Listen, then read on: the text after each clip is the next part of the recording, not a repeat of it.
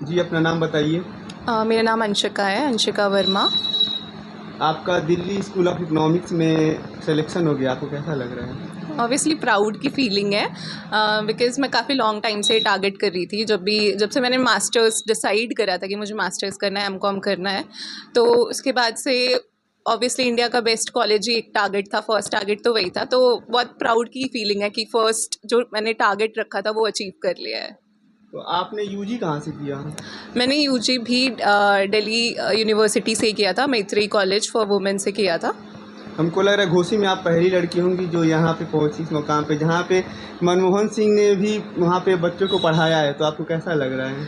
हाँ, मतलब I don't know about Ghosi, but हाँ, एज अ गर्ल बहुत प्राउड की फीलिंग है, बिकॉज बहुत सारे सर्कमस्टांसेस थे, उसके बाद भी अचीव कर पाना, इसलिए बहुत प्राउड की फीलिंग है। अच्छा, कितना टफ था वहाँ का एग्ज़ाम क्लियर करना? मतलब सीयूटी से आपने निकाला है तो हाँ, एग्ज़ाम आई वोंट से कि बहुत ज़्यादा टफ था, बट क्योंकि सिलेबस बहुत ज़्यादा वास्ट है, तो वो प्रिपरेशन का जो पीरियड था वो थोड़ा चैलेंजिंग था, और उसके अलावा भी बहुत सारी चीज़ें पर्सनल लाइफ में भी होती रहती है, तो उसके साथ टैकल करना वो थोड़ा सा डिफ़िकल्ट था, बट ओवरऑल अच्छा था। मैं ये नहीं कहूँगी कि बहुत एक्सट्रीम टफ था एग्ज़ाम।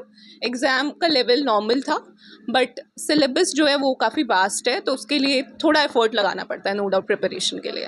घोसी से उठ के यहाँ तक जाने में आपको, मतलब आप लड़की भी हैं तो कितना कठिनाइयों का सामना करना पड़ा आपको? कठिनाई तो नहीं बोलूँगी मैं, मतलब कि क्योंकि मुझे ऐसा फ़ील हुआ है कि मेरी जो बड़ी सिस्टर है, उन्होंने रास्ता काफ़ी आसान कर दिया था, बिकॉज़ जो भी चैलेंजेस थे उन्होंने मुझसे पहले फ़ेस करे हैं, तो ऑब्वियस सी बात है मेरे लिए रास्ता खुल गया था पहले से, बिकॉज़ आगे बाहर जाके पढ़ाई करने वाली चीज़ भी हो गई, वो घर में उसके लिए बात करना, सबको कन्विंस करना, वो काम उन्होंने मेरे लिए कर दिया था पहले ही, तो मेरे लिए काफ़ी ईज़ी गोइंग था ये वाला काम। बाकी घर पे सभी लोग काफ़ी सपोर्टिव थे, मम्मी भी बहुत सपोर्टिव थी, इवन नाना जी भी काफ़ी सपोर्टिव थे, तो उस एस्पेक्ट में मैं बोलूँगी कि काफ़ी सही था, अच्छा था। मतलब मुझे कभी ये प्रॉब्लम नहीं हुआ कि कोई ऑब्जेक्ट कर रहा है कि नहीं तुमको यहाँ जाके नहीं पढ़ना है, बल्कि सबने हमेशा प्राउड ही फील किया है मेरी सारी अचीवमेंट्स पे, तो वो काफ़ी अच्छा लगा मुझे। अन्य बच्चों को क्या संदेश देना चाहेंगे?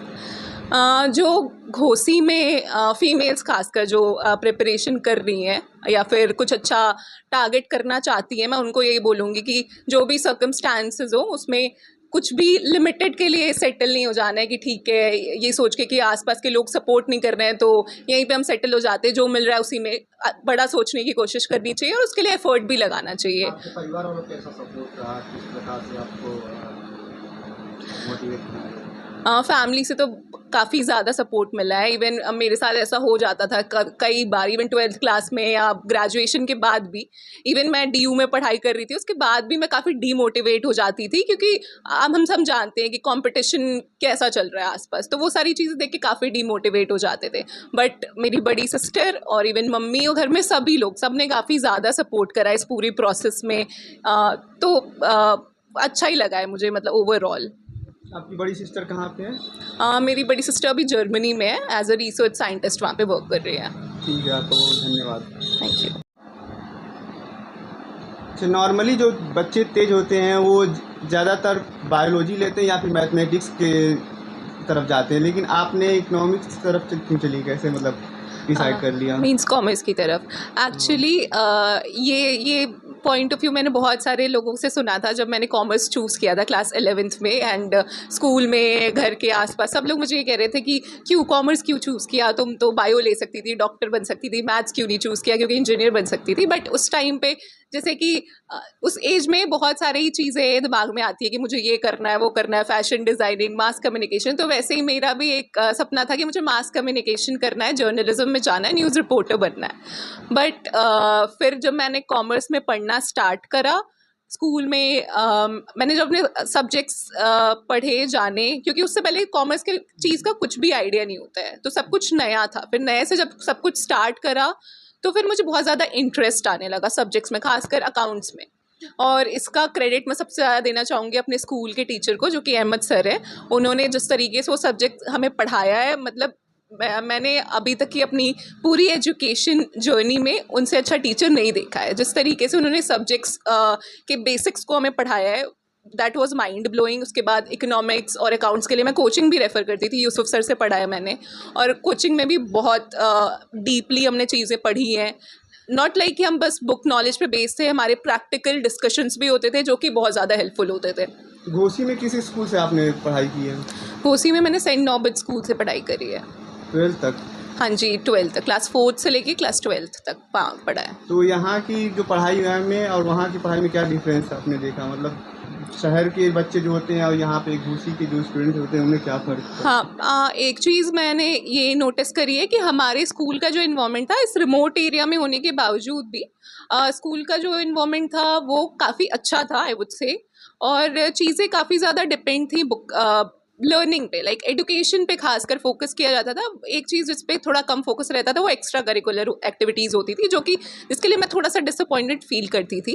बट फिर भी अगर मैं ऐसे देखूँ कि एकेडमिया पे ज़्यादा फोकस किया गया है, उसी का रिजल्ट है कि मैं इतना अच्छा कर पा रही हूँ, या उस स्कूल से निकलने वाला हर बच्चा इतना अच्छा कर पा रहा है। अच्छा, जिन स्टूडेंट को जिस सब्जेक्ट में इंटरेस्ट हो उसमें जाने के लिए आप क्या कहना चाहती हैं? मतलब बहुत से लोग उन्हें फोर्स किया जाता है कि आप नीट में चले जाइए बायोलॉजी पढ़िए या फिर मैथमेटिक्स पढ़िए, आपने हाँ जी। फील्ड चेंज की, तो ऐसी और भी बच्चों के लिए आप क्या कहना चाहती हैं?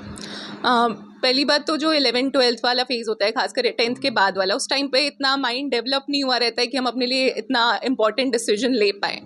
तो मुझे ये लगता है कि पेरेंट्स को, इवन पेरेंट्स को खासकर फोकस करना चाहिए कि वो ये बच्चों, क्योंकि हम उस एज में जो बच्चा होता है वो ऑलरेडी बहुत कंफ्यूज स्टेट में रहता है कि उसको खुद नहीं आइडिया रहता है कि वो क्या सब्जेक्ट ले। तो इवन मुझे लगता है उस स्टेट में तो सबसे ज़्यादा पेरेंट्स को अपने बच्चों को सपोर्ट करना चाहिए कि वो ये हेल्प करने में कि उसका इंटरेस्ट किस चीज़ में है। और खासकर 10th से पहले वाला चीज़ मैं बोलूँगी, पेरेंट्स को अपने बच्चों को फोर्स नहीं करना चाहिए कि वो वो जो चाहते हैं वही फील्ड में जाएं, बल्कि उनको छोड़ देना चाहिए ताकि वो ज़्यादा से ज़्यादा चीज़ें एक्सप्लोर कर पाएँ और अपना इंटरेस्ट उसमें खुद ढूंढ पाएँ।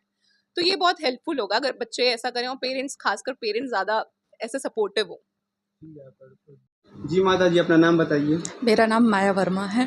आपकी लड़की दिल्ली स्कूल ऑफ इकोनॉमिक्स में उनका सिलेक्शन हो गया, कैसा लग रहा है आपको? मुझे बहुत अच्छा लग रहा है और मुझे अपनी बेटियों पे बहुत ज़्यादा गर्व भी है, क्योंकि मैंने बहुत संघर्ष करके अपनी बेटियों को पढ़ाया है और इसमें मेरे मम्मी पापा भाई बहन सबका काफ़ी सपोर्ट रहा है।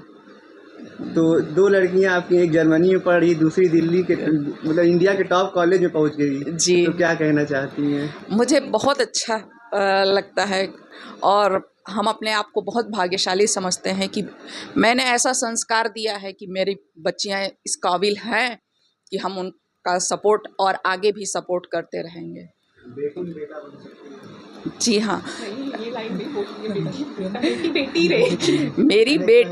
मेरी बेटियां किसी बेटों से कम नहीं हैं और हमने कभी ये नहीं महसूस किया कि मेरे पास बेटे नहीं हैं, मेरे पास बेटियां हैं। मैंने अपनी बेटियों को ही इस लायक पहुंचाने का संकल्प लिया है कि कम से कम एक मिसाल बने कि एक माँ की परवरिश सिर्फ बेटा ही नहीं कर सकता है, बेटियां भी कर सकती हैं और जो काम बेटा कर सकता है उससे बढ़ चढ़ के बेटियां कर सकती हैं। आप किसी में वो फर्क नहीं देखना चाहती, जो है आपके पास उससे खुश हैं? हाँ, हम कभी किसी चीज़ में कोई फ़र्क नहीं देखना चाहते हैं और नहीं देखते हैं। हाँ। और जो बच्चे, मतलब जो पेरेंट्स अपने बच्चे को पढ़ाना चाहते हैं, उनके लिए आप क्या संदेश देना चाहते हैं बच्चों के लिए? हम यही कहना चाहते हैं हर पेरेंट्स से कि मतलब बच्चे की जिस चीज़ में रुचि हो उसी पे आप बच्चे को फोकस करिए, उसी पे सपोर्ट करिए और बच्चों को प्रेशर नहीं देना चाहिए कि हाँ नहीं जो हम कह रहे हैं वो करो, ऐसा नहीं करना चाहिए। ठीक है, आपका बहुत धन्यवाद। जी ना, अपना नाम बताइए। हैं? अपना नाम बताइए। मोतीलाल मौर्य। आपकी नतनी हुई है दिल्ली स्कूल ऑफ इकोनॉमिक्स में, कैसा लग रहा है आपको? बहुत अच्छा लग रहा है और इसके उज्जवल भविष्य के लिए हम हमेशा ट्राई करते रहे हैं और हम लोग सिर्फ एटमॉस्फेयर दे सकते हैं। तो एटमॉस्फेयर हम लोगों ने दिया कि तुम लोग जितना आगे निकल सको, हाँ, मर्यादा का ख्याल रखो हर तरीके से। ये उद्देश्य रहा है हमारा। आपकी 2 नतनी, एक लोग दिल्ली पहुंच गई हैं और एक जर्मनी पहुंच गए, क्या कहना चाहेंगे? मैं उससे बहुत खुश हूँ। हाँ, और इन लोगों के लिए अस्थायी रूप से व्यवस्था कर रहा हूँ रहने की अपने स्तर पे। आप अपनी बेटी को क्या कहना चाहेंगे? बेटी तो हमारे सहयोग की हर तरीके से वो रास्ता उसी ने बनाया है, हैं? हम तो उतना क्वालिफाइड नहीं है कि हाँ उसको रास्ता दे सकें, लेकिन रास्ता दे रही है हर तरीके से, हम लोगों को भी सेवा कर रही है मौके पे मौके हर तरीके से। तो इस नाते हम इससे बहुत खुश हैं। इसी नाते मैं सोच रहा हूँ कि अपने जीते जी इन लोगों की अस्थायी व्यवस्था कर दूँ।